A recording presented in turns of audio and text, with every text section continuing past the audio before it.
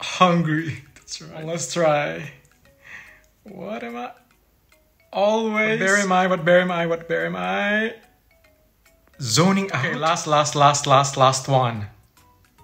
Always. Okay, the last, really last one. Friendly, that's true. Happy Halloween!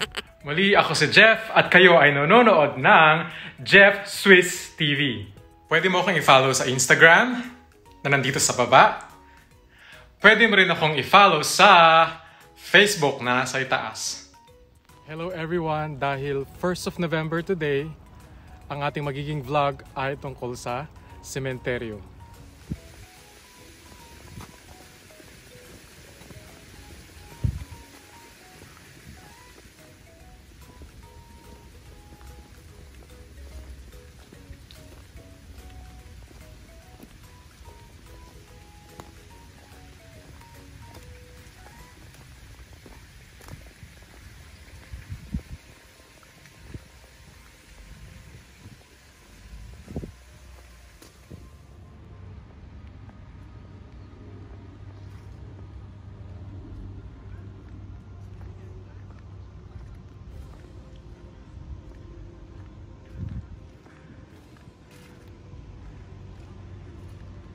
Ang sobrang namimiss ko sa Pilipinas kapag nag-Halloween, or I don't think may Halloween, pero I think 1st of November, nagkakaroon ng konting salo-salo, nagluluto yung mom ko ng mga kakanin, yung tinatawag na turon, banana Q, kamote Q, kung ano-ano pa, yung mga matatamis na kinakain tulad din ng biko.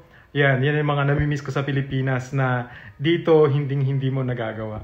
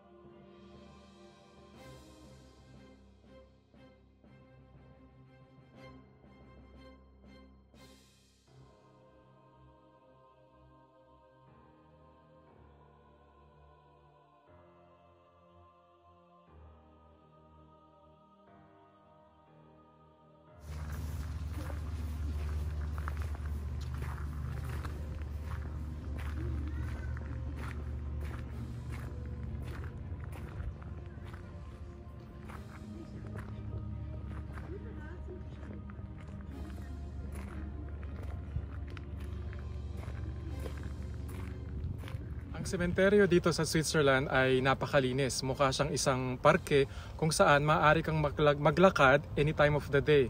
Umaga o mapagabi, hindi kayong feeling na natatakot. At ito rin po ay open po buong taon. Araw-araw, maaari ka ritong pumasok.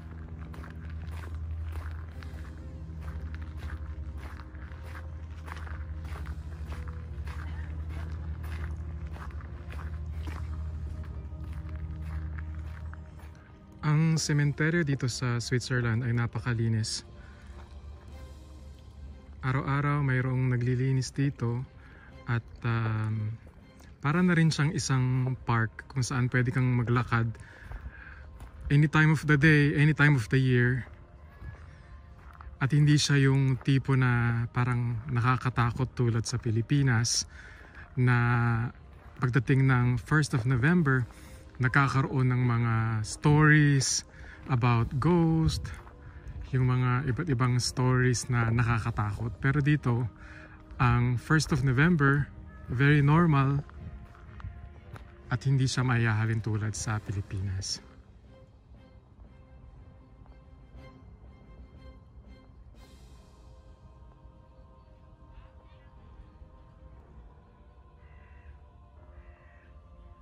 Ang hindi ko gusto sa Pilipinas ay yung setup ng sementeryo na kung saan, lalo po sa Metro Manila, patong-patong yung mga nicho tawag? Nicho? Hindi ko alam kung anong tawag. Yung mga patong-patong po yung mga nicho, tomb, I think tomb. Ayun, yung medyo nakakatakot yung setup niya. Parang sobrang taas na, mga ilang patong na yon yung mga nasa ilalim. Hindi na siya siguro makikilala o makikita pa. I don't know paano nila ginagawa yun. Sa probinsya naman namin, medyo maayos siya. Hindi siya yung talagang sobrang patong-patong na parang 10-story na yung yung palapag. Or siguro sa Manila parang umaabot pa ng 20-story. At sa amin naman, hindi naman siguro. Parang mga 5 lang ganyan. Mas low level.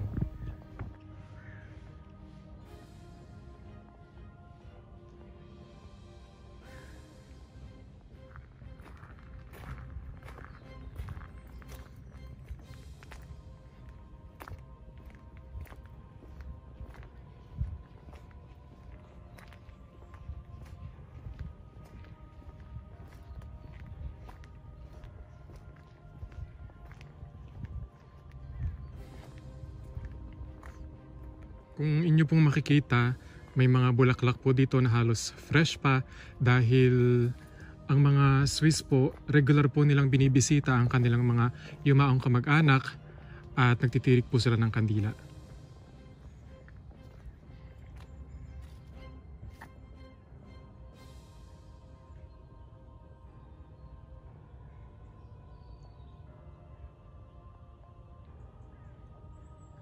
Ang sementeryo dito sa Switzerland ay napakalinis kung saan araw-araw ay may mga naglilinis. Mayroong mga empleyado na kung saan sila po ang naglilinis sa buong paligid at ito po ay ang lugar kung saan mayroon pong opening hours kung saan po doon po pwede lamang pumunta at anong oras po dapat ay nakalabas na.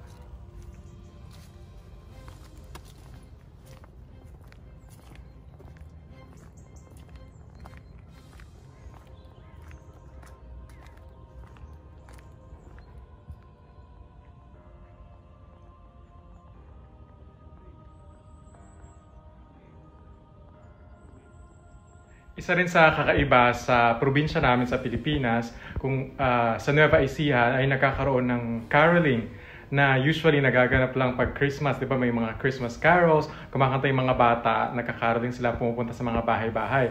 Sa amin, meron ding tradition na kumakanta sila, merong isang song na i-memorize ng mga bata at may hawak silang kandila at pupunta sila sa bawat bahay at bibigyan ng pera. I'm not sure kung pinapractice pa rin yung ganitong tradition. Kaya, nakakamiss din yung mga ganong bagay. At dahil na Biyebre na nga, nalalapit na rin ang Pasko. So pag sumapit na ang November, sobrang parang, I hope makauwi ako ng Pilipinas para makapag-celebrate din ng Pasko sa family. Pero ilang taon na yung lumipas, hindi nangyayari dahil kailangan nating magtrabaho.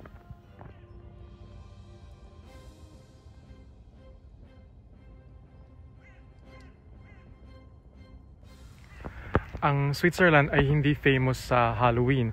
Kaya para sa mga expats, don't get too surprised dahil hindi sila nag-celebrate ng Halloween.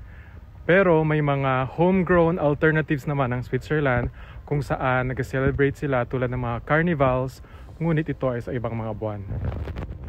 Ang carnival o Fasching ay may mga makukulay na costumes kung saan may hahalin tulad ito sa Halloween dahil ang mga costumes nila ay tila mga nakakatakot na mga disenyo at mga kung ano-ano pa. Meron akong nephew na sobrang cute.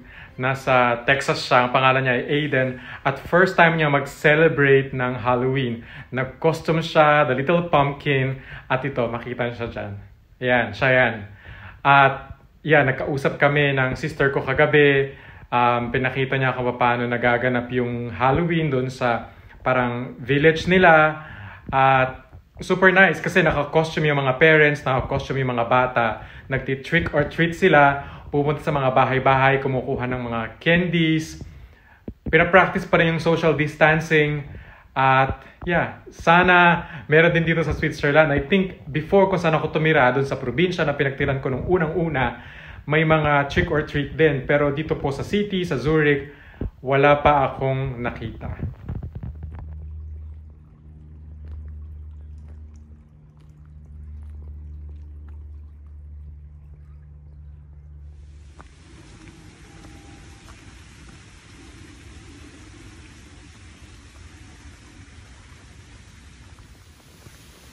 Kung malamig man ang panahon, pag nasa sementeryo ka, hindi ibig sabihin nun na may sumusunod sa'yo o may multo. Kung hindi, ang panahon talaga ay malamig sa buwan na ito. Kung mayroon ka ring mga suggestions, kung ano pa yung mga next vlog na gusto mong ipagawa sa akin, pwede natin gawin yan. Basta sabihin mo lang sa akin, mag-subscribe ka at i-comment mo. Dahil alam kong isa ka sa hindi pa nakasubscribe, kaya mag-subscribe ka na. Make sure to subscribe, comment, and like this video para maparood mo yung mga ibang videos na i-upload ko pa in the future. Once again, happy Halloween to everybody!